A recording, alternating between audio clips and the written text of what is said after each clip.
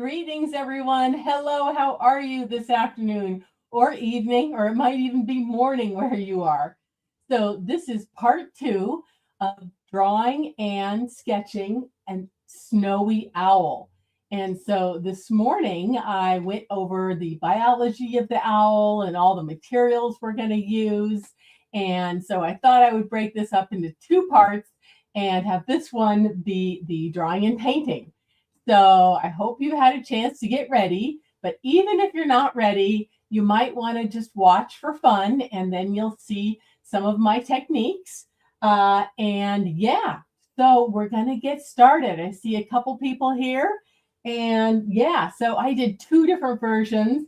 And I'm still working on finishing the shading on my owls, but I did a version on this smooth Bristol board as well as this watercolor paper. So I hope you're excited to get started. So what we're going to do is I've got my video that I'm going to add here. There we go. And I think I'm going to get rid of my, let's see. There we go. Okay, so we are drawing this owl. This is actually already a drawing. It's not a photograph. But we will have a photograph of the owl's face to look at. But still, this is very realistic, and you can use this as a good model for you to finish up. Oh, wait. I don't even know where my microphone is. Oh, that must be better. Can you hear me better now? Phew. I had my microphone hidden behind a pillow. I don't know if you could hear me beforehand, but anyway, we are getting started. So hello, Jackie from Aloha, Oregon. Interesting. Hello, everybody. Yes, wonderful. I had my microphone hidden. It was hidden behind my pillows that helped to make the sound better. So I don't know if I had my microphone hidden on part one or not. Please tell me, those of you who were here before, if you could hear me okay in the first version. And if you couldn't, please feel free to tell me if you can't hear me or see me. So anyway, so hello, Susan and Joey and Jackie. Wonderful. So yeah, we're going to get started. So now that the audio is better, again, welcome to part two of drawing and painting our snowy owl. If you want to go back and watch the biology of the owl and see some more photographs and also a list of all my materials, you can watch that either now or afterwards. And all of those are on my live stream of my YouTube channel, as well as in my feed of my Facebook page. Okay, Joey said part one was good. Okay, I guess I didn't have my microphone hidden. I buy these $150 microphones so that I'll sound okay. Anyway, let's get started. Tell me in the chat box who has gathered their materials for at least drawing, if not painting. Love to know. Okay, lots of people streaming in. Good, because I just sent out a reminder just a moment ago. So anyway, just a quick reminder that the snowy owl lives across the northern hemisphere, from Alaska and Canada all the way to Norway and Russia. And sometimes they come down in the wintertime into the temperate zones, but usually they're a denizen of the tundra, the open tundra. And they are North America's largest and heaviest owl. So yes, we are going to start drawing. Okay. And this video demo is about 32 minutes long, so we won't keep you too long. Okay, let's get started. And I'm going to make that bigger. So yeah, I am just going to first block in where I'm going to put my owl, and I am putting him on the left side of the paper so that there's room on the right side to put the beautiful sky. And actually, this isn't a him, it's a her. So the adult males are pure snow white, like my white shirt I'm wearing. I don't know if anybody noticed that parallel, but the females, as well as the juveniles, have some black markings on them. So anyway, we're just going to get started blocking in the bird on the left side of our paper so we have room to paint on the right, the beautiful sky.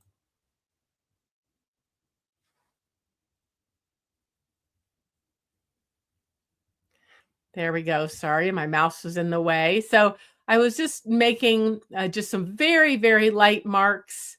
And so we're going to notice the proportions of the head. It's a little bit smaller than the body and a little bit wider. So it's kind of more of a rectangle. And then the oval of the body, leaving room at the bottom for the tail and the feet and the stump that it is sitting on. They do a lot of time sitting and waiting for prey. Their favorite prey are lemmings. So as usual, I just go over things several times and stay very light and loose, no erasing. You can erase later. Trying to get that head a little bit wider than tall. And I think I do get it wider later on. It's too much of a circle now, but we've got a shoulder and we've got the wing that's sticking out a little bit from the body. And that wing is just about a third of the width of the body.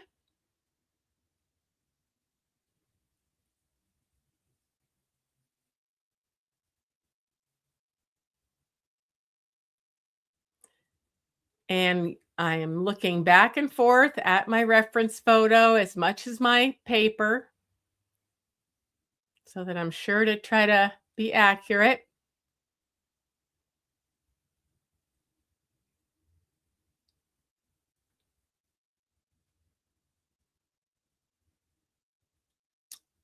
Yeah, and now the other shoulder, and we can see a bit of the bird's left wing hidden behind its belly.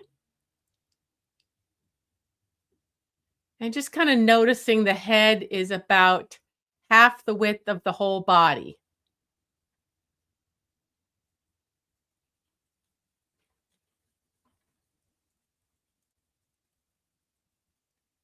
We're starting to get some rain finally. Okay, so now I have a line for the body, the belly that's in front of the wing. And then blocking in those legs, they're pretty far back to the left.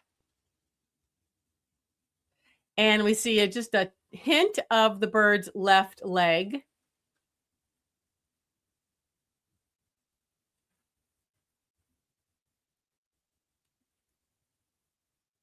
And their legs are feathered to keep them warm.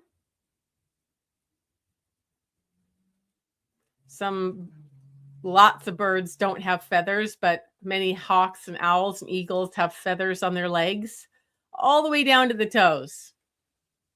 And we see one toe sticking back and two toes sticking forward, just lightly blocking those in first.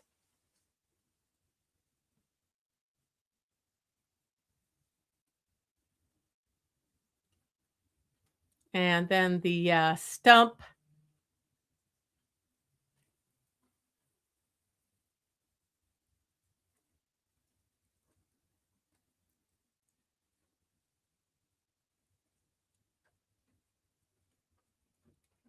And they have very strong claws for catching those lemmings. They also like to eat squirrels and hares and voles and moles.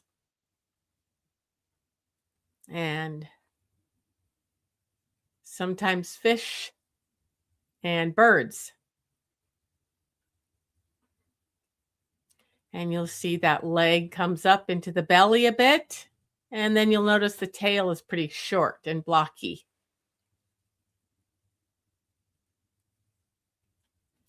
So as I go, I start going slower and slower and darker. And now we have a close-up of an actual head, so you can see that a bit better. And I'm just going to do a little bit of lightening here. So I can firm up that head. And yeah, it should be a bit wider than tall. First thing I'm going to do is draw a line right down the middle so that I can make sure that I've got a mirror image of the eyes. And then I'm going to block out kind of where the eyes are. And if yours are lower or higher, that's fine. It just means that your bird would be looking up or down. But in my bird, he's kind of looking straight, or she is looking straight forward. So in that line, we're going to add a little bill. And then we're going to make sort of a little V, because we notice that there's some sort of eyebrows that make a V. And then these big circles around the eye, kind of the facial disc, a little bit like a barn owl. They are in the same genus as barn owls. So then we want to draw the eyes, and you want to kind of think about the eyes are going to be approximately 1 eye width in from the edge of the face. And each eye is about 1 eye width from each other. So just kind of noticing how far in the eye is from the edge and from the top of the forehead. And I know it is a little bit challenging to make mirror images like this. Let's see where it is located.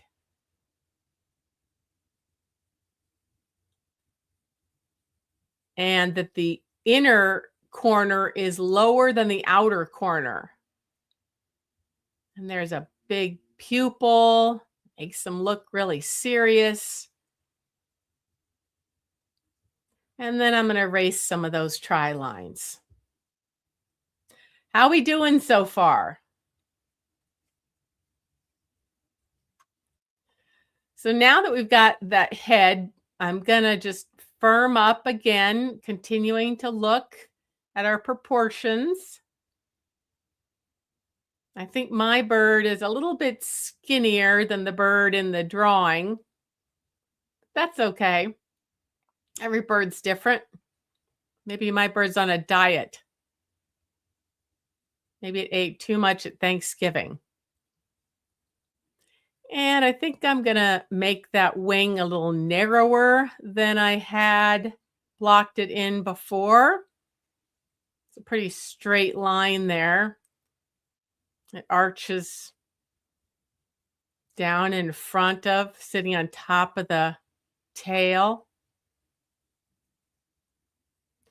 And then just a few half moon shapes for the covert feathers, and then some parallel arched lines for the primary flight feathers.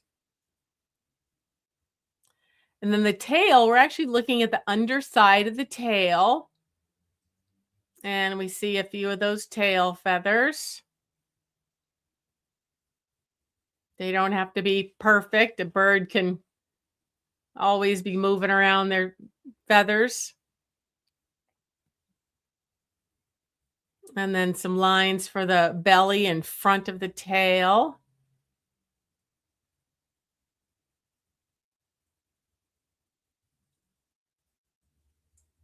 And going back to the shoulder. And that is the wing there, the bird's left wing.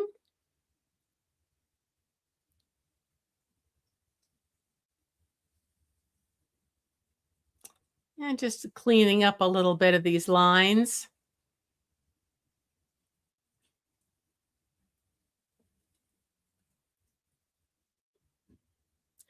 This drawing was done on watercolor paper, and I noticed that it was a little bit harder to draw on than my smooth Bristol board. But the watercolor paper makes the watercolor wash of the sky look better. So you can't have it both ways. So just remember that Your drawings are going to look different depending on what kind of paper you're using, what kind of pencils. Yeah, I'm finally going to just lighten up some of those tri lines now that I've got the proportions. I think they're fairly close. Maybe the wing could be a little taller. Okay, how are we doing so far?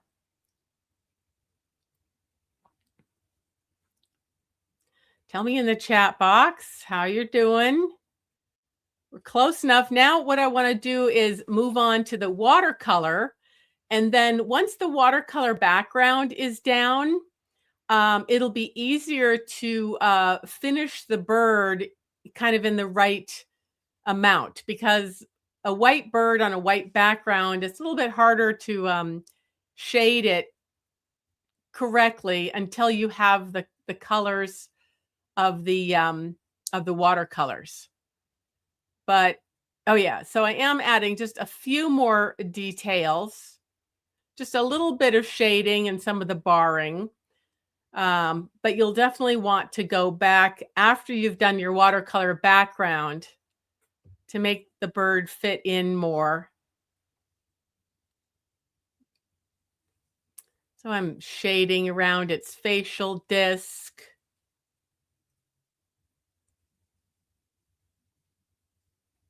And on its cheek and its shoulder and under the bill.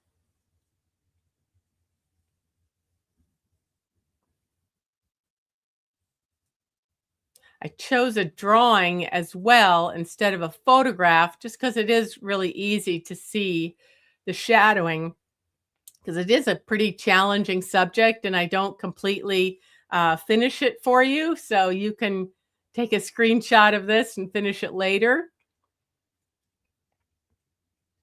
But we're just going to get started.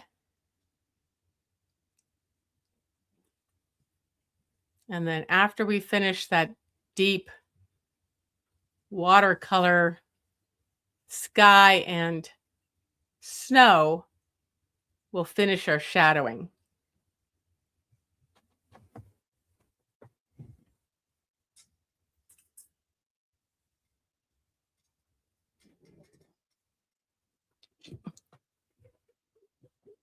One of my rats wants to say hello, but I know we have to keep going here. So I'm just holding her in my lap. Okay, there'll be a little shadow under the wing, under both wings.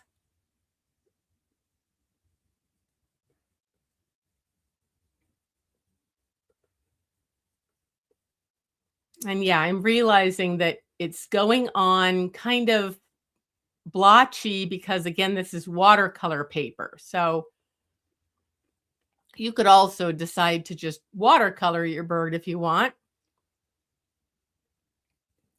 I always suggest doing things a few times for practice. Like I said, this was my second one I did, doing one in both smooth Bristol board and watercolor paper.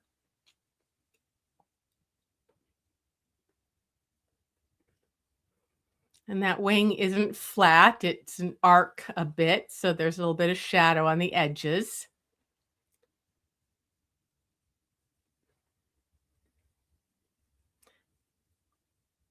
And eventually we're going to have a moon on the right side. So again, once you have that sky and moon and snow in there surrounding the bird, it'll be easier to know where to add more highlights and shadows.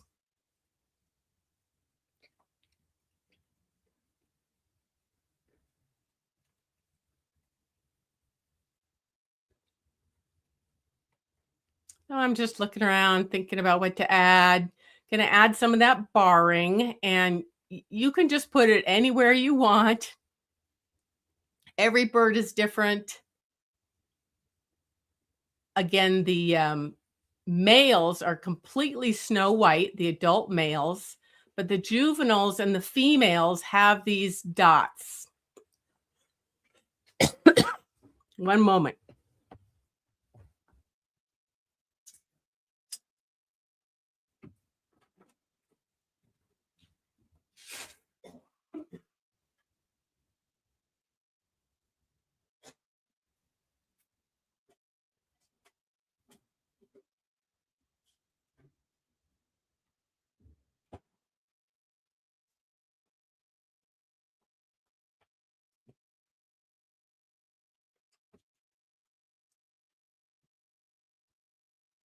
Sorry, I had to go get some water. I'm still fighting a cold.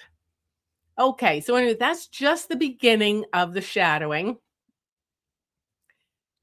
Now I want to work on the eyes a bit because I feel like if I can get the eyes correct, then it feels more like I can be successful at the rest of the drawing.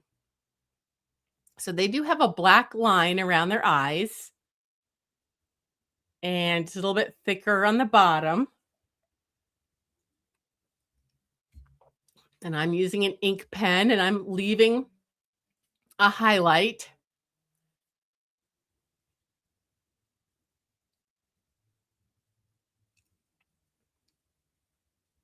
And your eyes might be bigger or smaller than mine. You know, if the bird is really awake and alert, they'll be nice and open. But if it's resting, they might be sort of half closed. So I always say the more you've observed a bird in the wild or from photographs or YouTube videos, the more you know the variability within a species. And so you know how closely you need to get your drawing to your reference photo or animal you're looking at. Locally, where I live, we have this amazingly beautiful Eurasian eagle owl that's at a rescue center that's so pretty. I believe that's the biggest owl in Eurasia, but this snowy owl is the biggest owl we have in North America.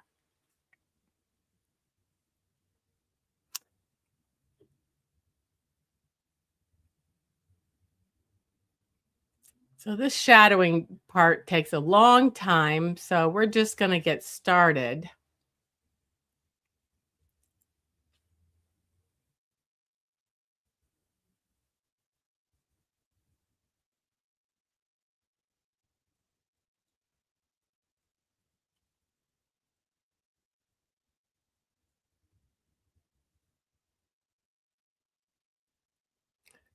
And if you are available in the chat box, do tell me if you've seen a snowy owl before. They do come down to North America in the wintertime, especially in eruption years, as they call them, when there have been a lot of lemmings in their breeding area and they've bred well. So now I'm going to add some beautiful yellow and gold paint to those eyes. You really want to get those bright and beautiful. That's why I'm using paint straight out of my container. So it's nice and clean and pure. And I'm going to try a little bit of this more orangey gold color too. And there might be a bit of a shadow on the top part of the eye, depending on where the light is coming from. And I'm making those pupils a little bigger and the highlight a little smaller, because this is in the winter time at night. And again, once we get our deep, dark sky, we'll be more clear about where we should add highlights and shadows.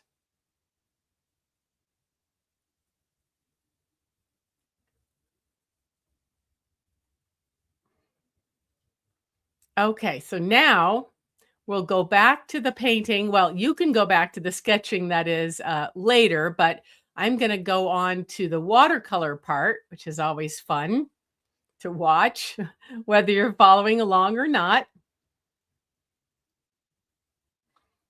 And aren't those eyes beautiful?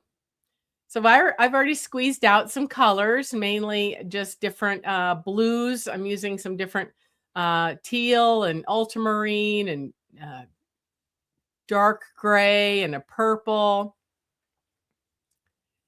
So I like to use those really fresh. But I'm going to get the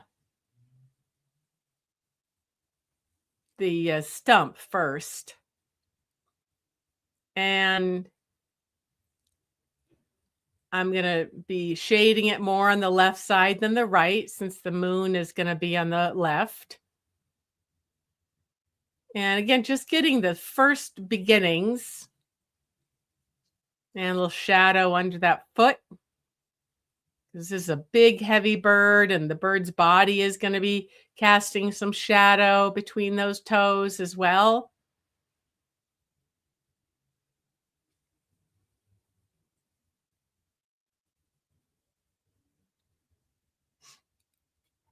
And now I got that little icon for the moon there. If you followed me before, I usually always have a little picture for the sun or the moon. So you'll really be thinking about where to add more highlights and shadows.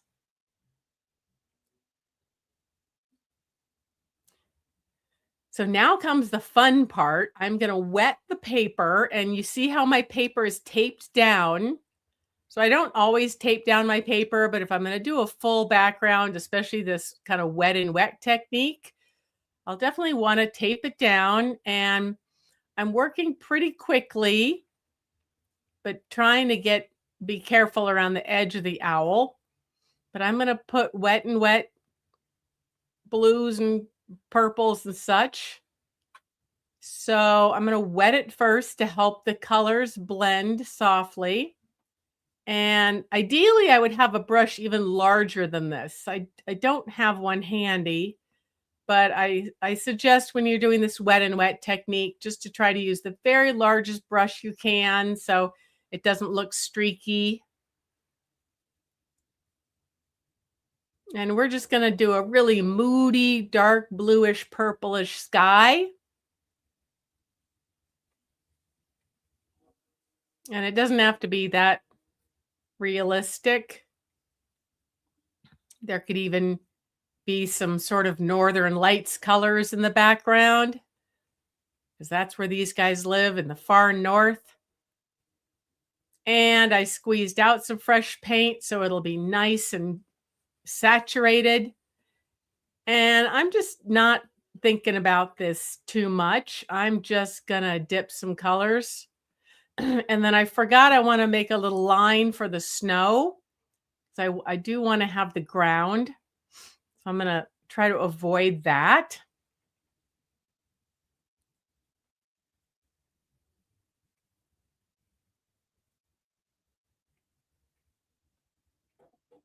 And so this is just the fun part. And you want to have your paints pretty saturated, because you remember watercolors always dry lighter than they go on. So go big or go home. So I'm starting with some kind of teals, but you do whatever you want. Just, I even had some, I forgot what that color was called. But anyway, just a bunch of different colors. And just the whole idea, though, is to work really fast so they all blend together without drying.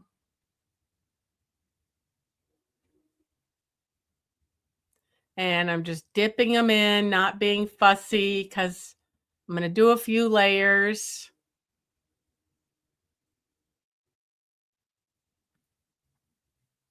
I'm just being kind of careful around the edge of the owl.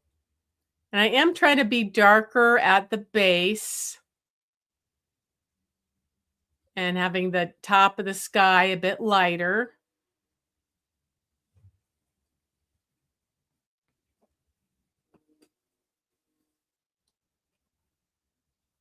And I forgot to leave that snow, so I just lifted it right off.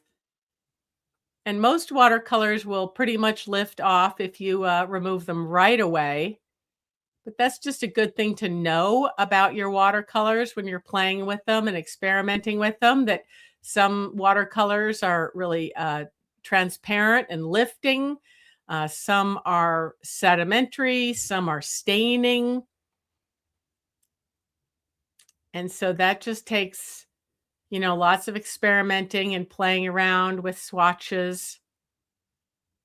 But most watercolors will lift if you tap them pretty quickly. You see, I'm working pretty quickly. I haven't sped up this video. This is how fast I'm painting just to get it all wet. And I do wish I had a brush that was like twice as large. And I put my moon there. But it's going to look a little streaky, and I'm going to put a few more layers. But especially if you've wet it before, like I have, that really helps to have it not stain too much.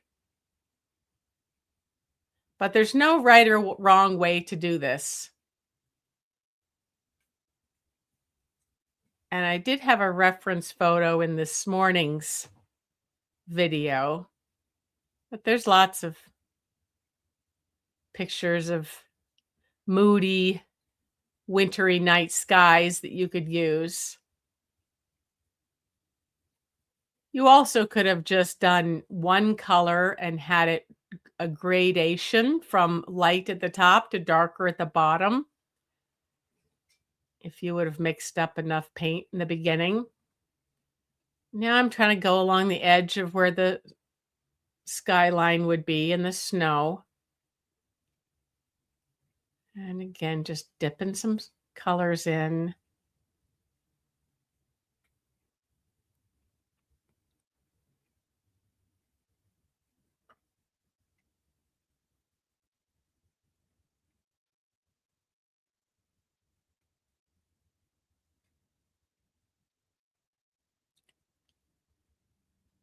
So there's kind of no right or wrong, no reason here. Just having fun. This is the holidays. We're just trying to get in our right brain and play. And even if you're using the exact same, colors as I am, again, yours is going to look a lot different depending on whether you have hot or cold press watercolor paper or just mixed media paper or Bristol board.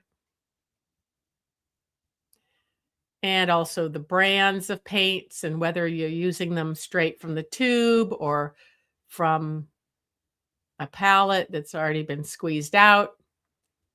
So I'm trying to show some little rolling hills in the background. But they do tend to live on these big flat tundra areas. Really never in the trees.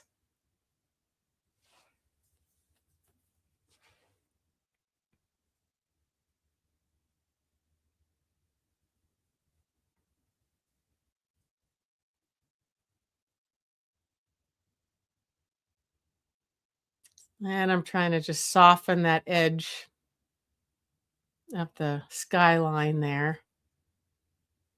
And showing a little snow. Now, I let it dry a bit and I added some salt. If you have large salt crystals, those are kind of fun. And then I used a blow dryer. So if you're following along, I might be getting ahead of you. But anyway, this is my favorite stuff here. This Dr. P.H. Martin's Bleed Proof White. It's a super, super opaque white paint. You got to make sure you've mixed it up really well.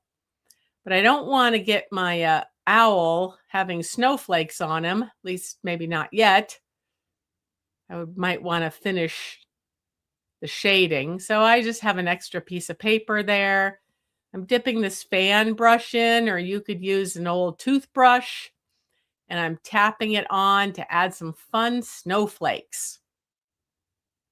And you could have big snowflakes or little snowflakes. Of course, those are going to differ depending on the weather and the temperature. So just have fun with that. But it's just so satisfying to make these. And then I'm going to try doing it with a brush too, just see how that looks. Tap, tap, tap, tap, tap, tap. See, those are bigger snowflakes. Those could also be stars. I would probably do the same technique for stars.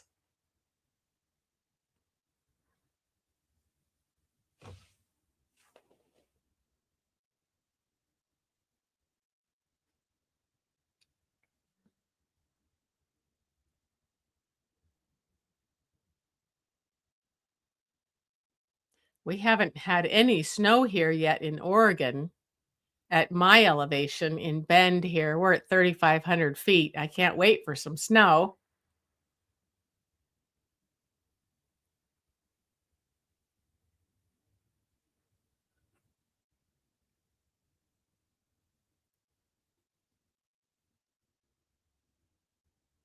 Now I'm going to add a moon, add a nice big full moon.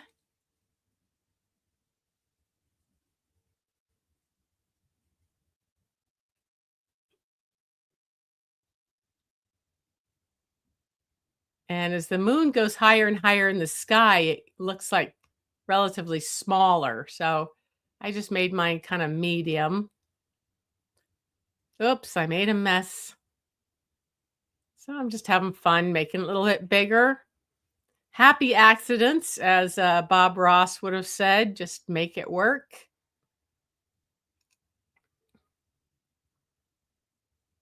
I want you to just focus on the process and not the product. We're just trying to get in our right brains and de-stress and increase our joy and decrease our anxiety.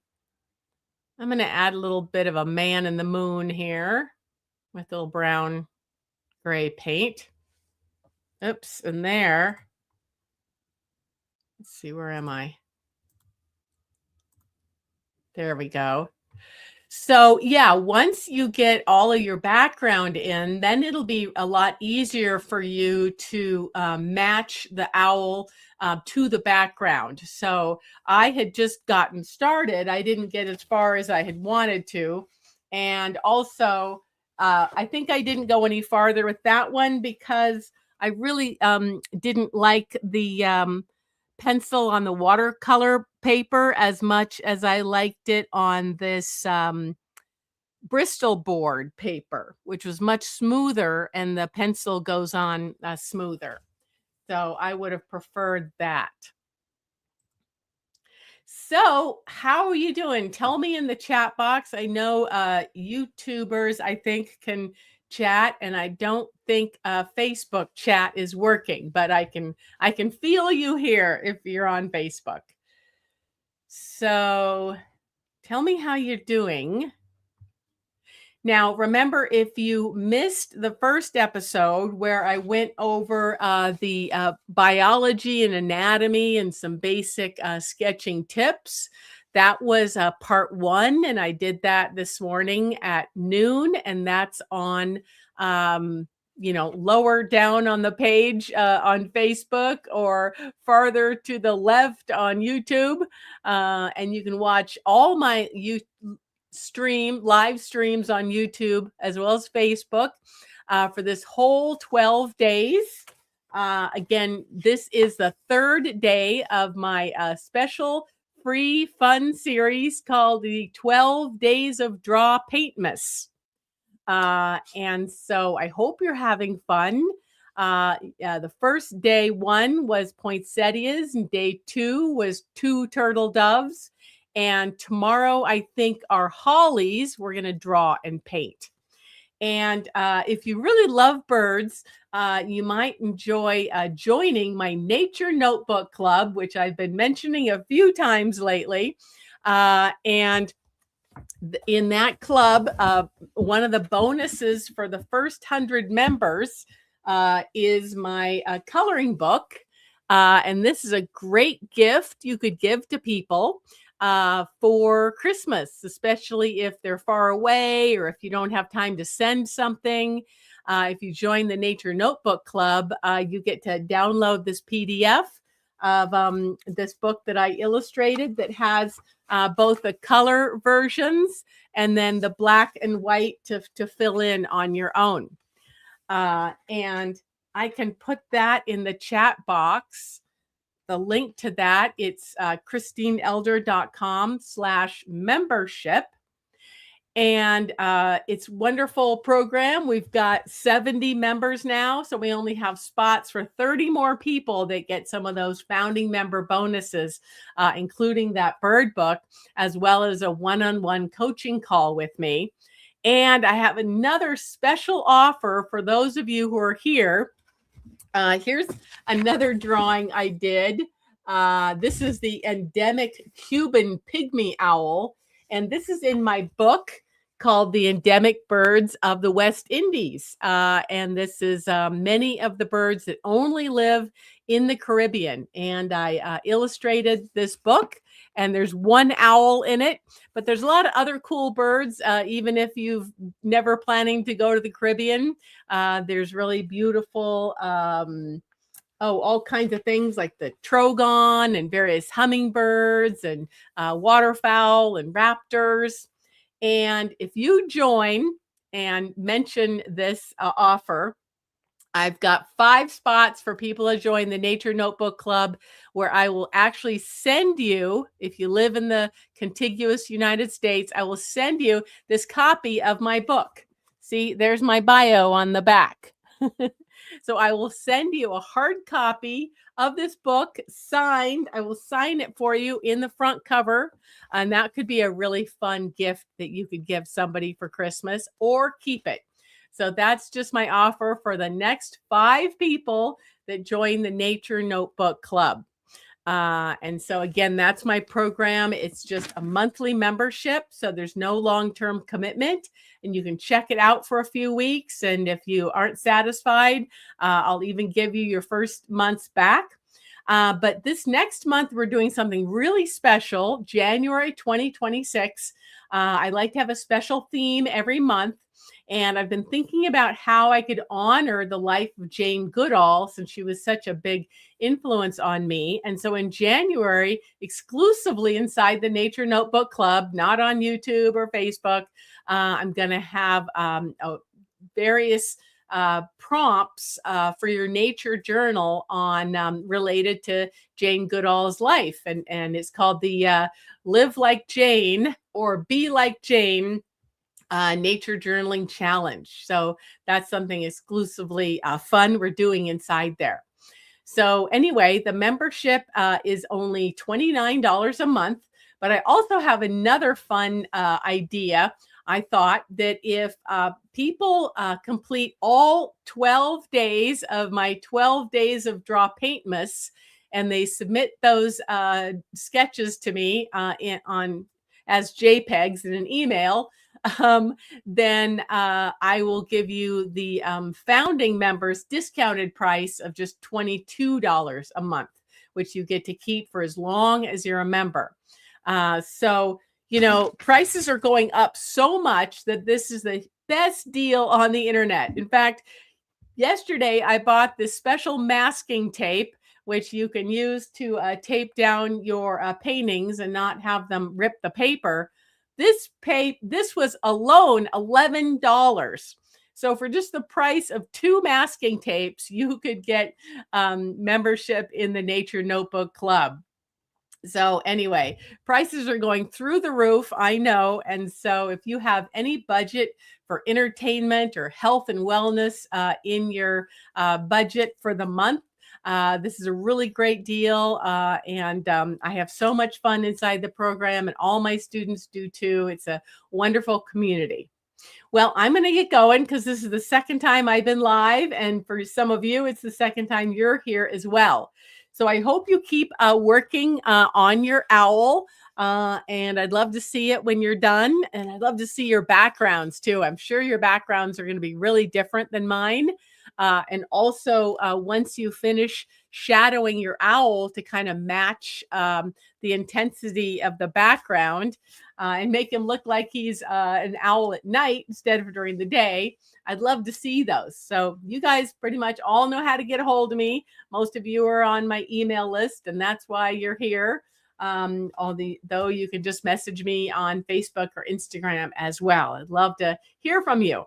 So anyway, I'm going to get going, and I'll see you tomorrow. I believe tomorrow is going to be a pre-recorded version at noon. It'll go live at noon because I am traveling tomorrow for the holidays, but I didn't want you to miss one of the 12 days of Draw Paintmas.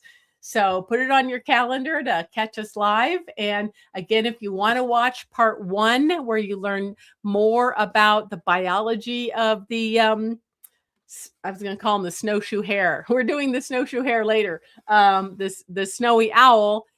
Check that out in an earlier post on Facebook or YouTube. Okay, any questions? The chat is quite quiet. Hopefully it's because you're drawing and painting. Okay, well, I got to get going. Have a wonderful afternoon or evening, or even a morning if you're in Australia or Europe, like some of my students. Okay, take care. Bye-bye.